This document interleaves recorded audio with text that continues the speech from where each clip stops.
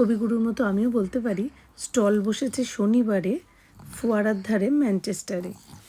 আজকে খাওয়ার মধ্যে ছিল লুচি, 2 রকমের ফ্রাইড রাইস, ভেজ বিরিয়ানি, চানা মশালা, বুন্দি কা রায়তা, আর একটা হচ্ছে ভেজিটেবলস, আর একটা ছিল বাসন্তী পোলাও, ছিল পায়েস, তার সঙ্গে বাচ্চাদের জন্য জুস, কাজু বরফি, ছানা পোড়া সন্দেশ, ইডলি, ছিল আলুর দম, কোকা-কোলা আর ফ্রুট জুস, সমস্ত কিছুই ছিল।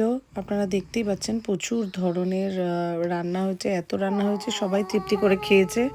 বরং এত বেশি খাবার তৈরি হয়েছে যে অনেকে বাড়িতেও নিয়ে যেতে হয়েছে।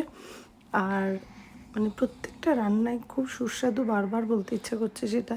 বিভিন্ন রকমের রান্না হয়েছে এখানে, বাঙালি রান্নাও যেমন হয়েছে, এখানে ওড়িশারও রান্না হয়েছে, এখানে ইডলি রান্না হয়েছে, মানে অনেক কিছু হয়েছে এবং প্রত্যেকটা খাবারই ভালো হয়েছে। প্রত্যেকে, সবথেকে বড় কথা, এত আনন্দ করেছে প্রত্যেকে, যেটা নিজেরাও তারা বুঝতে পারেনি যে এতটা আনন্দ হবে। আমরা সত্যি নিজেরা বুঝতে পারিনি। তারপরে সবাই একে একে খাওয়া শুরু করেছি। দেখতেই পাচ্ছেন আমিও খেতে বসেছি। আর আমি একবারে প্লেটের মধ্যে সব কিছু সাজিয়ে নিয়ে বসেছি যাতে বারবার উঠতে না হয়। বাট সবাই দাঁড়িয়েই খেয়েছে বেশিরভাগ, দেখতেই পাচ্ছেন সবাইকে।